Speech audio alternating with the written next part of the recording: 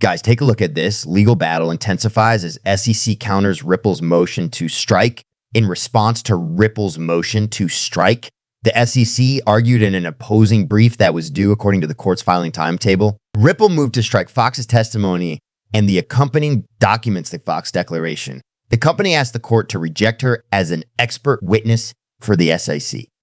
Ripple incorrectly claims that this statement constitutes undisclosed expert testimony. The SEC opposition brief began identifying Andrea Fox as a summary witness.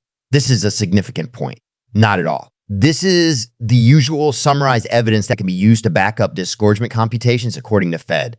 AR Evid 1006, there is no expert viewpoint or reliance on specialist knowledge in this study, and it does not even attempt to pass itself off as an expert's report. Furthermore, the evidence of a witness who was actually present is absent. The software instead simplifies the presentation of Ripple's financial records to Judge Torres by applying fundamental mathematics to them. Importantly, it doesn't matter if Andre Fox is an expert witness or a summary witness. According to Ripple's motion to dismiss, the SEC said that Fox could not provide new information since he was a summary witness and not an expert witness. Expert witness identities, testimony, and documents must be disclosed by the SEC during discovery. By this coming Thursday, May 2, Ripple must submit its response brief in response to the opposing brief. Whether or not the Fox declaration included any new evidence or information might be the subject of the reply brief. Additionally, Ripple may present Andre Fox as an expert witness. Without an expert witness, Ripple would have the right to file a motion to strike because the SEC would have failed to fulfill its discovery obligations. The SEC Investigation Division employs accountant Andre Fox. The SEC is required to submit a response brief to an opposition brief filed by Ripple no later than May 6 following the filing of the Ripple reply brief pertaining to the motion to strike. These briefs pertain to the opening brief filed by the SEC, in which the agency requested that the court impose an injunction and a severe penalty for violations of U.S. securities laws. After the December 2020 complaint, the post-complaint, the SEC maintained that Ripple persisted in violating U.S. securities laws. Ripple claimed in its opposition brief that it restricted XRP sales after the complaint to ODL transactions. Buyers are protected from losses and gains are prevented by the ODL contracts. Additionally, Ripple stated that it did its best to make sure that its institutional investors were accredited. The United States government does not regulate sales to accredited investors. Investors should pay attention to the request to strike ruling, but the Ripple case conclusion is more important. Potentially affecting XRP's value are punitive disgorgement and injunctions that forbid Ripple from selling XRP to institutional investors in the US. The focus, however, will continue to be on the SEC's intentions to appeal the programmatic sales of XRP order. Programmatic XRP sales do not meet the third prong of the Howey test.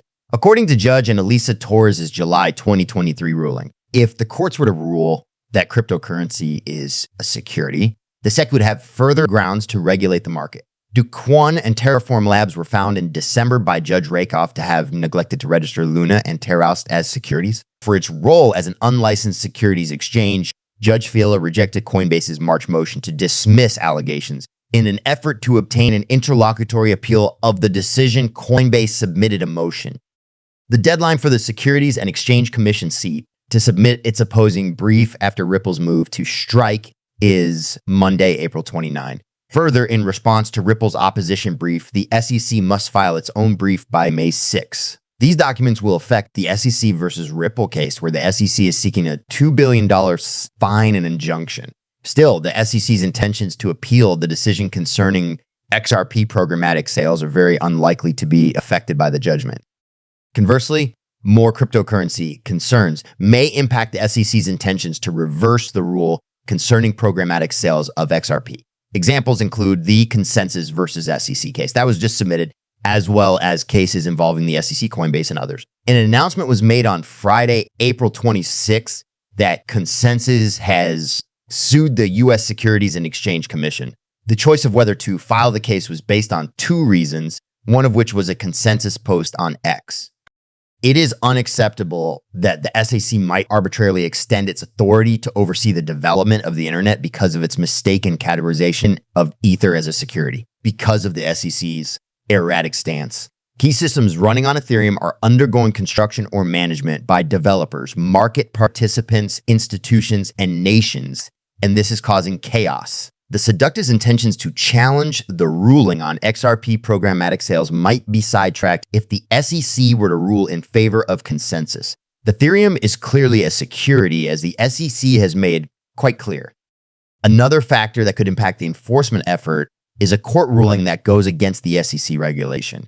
Jay Clayton, a former chair of the Securities and Exchange Commission, and unanimity throughout the community. The name Consensys is famous. A letter was sent to the Freedom of Information Act by the United States government watchdog known as Empower Oversight in March of 2024. The Securities and Exchange Commission's communication records are being sought by the FISA. Concerns regarding former sexy chair Jay Clayton and the prospect of ethical violations inside the Securities and Exchange Commission were voiced by Empower Oversight. The cryptocurrency hedge fund known as One River Asset Management, which specialized in Bitcoin and Ethereum, was headed by Jay Clayton after he left the Securities and Exchange Commission, as reported by Empower Oversight. When Clayton was chair of the CSCC, he oversaw the agencies he joined Electric Capital's advisory board. Ethereum and SEC chair Clayton were introduced through Electric Capital, an investor in Consensys. The SEC's preparations regarding the decision regarding programmatic sales of XRP may be affected if previously secret information about the agency is revealed in the Consensys Vershi case. Bitcoin, Ethereum, and William Hymanen are all thieves, according to remarks made by the former head of the SAK section of corporate finance. Most contentious aspect of Hyman's speech was the question regarding his connection to Simpson Thacher, a member of an organization that advocates for enterprise Ethereum. Hyman returned to Simpson Thacher upon his departure from the SEC. Hyman was required by the SEC to meet with Simpson Thacher throughout his employment. Jay Clayton reiterated Hyman's argument that Ethereum is not a security, despite warnings sent by the SEC Ethics Division and comments made in a public address by the Empower Overseer. Famous XRP advocate and lawyer Bill Morgan has said that Bitcoin is getting too much attention. This proclamation was made on April 27, 2021 on the social media platform X. In reaction to what could be seen as an uptick in regulatory oversight of cryptocurrency, Morgan made a comparable comment. While regulators seldom have cause to be concerned about Bitcoin, other cryptocurrencies like Ethereum are favored by micro-level analysis. Morgan notes that Bitcoin inspires trust due to the fact that Satoshi Nakamoto's identity remains a mystery. Therefore, according to Morgan, the aura surrounding the discovery is caused by the arrival of regulatory pressures that other cryptocurrencies are facing. Although Bitcoin's connection to any particular advocates is not very direct, he argues that its large market share is one reason for its popularity. The Bitcoin community has been discussing the cryptocurrency's potential, advantages, and risks for the past few months, and Morgan's remarks have stoked that fire.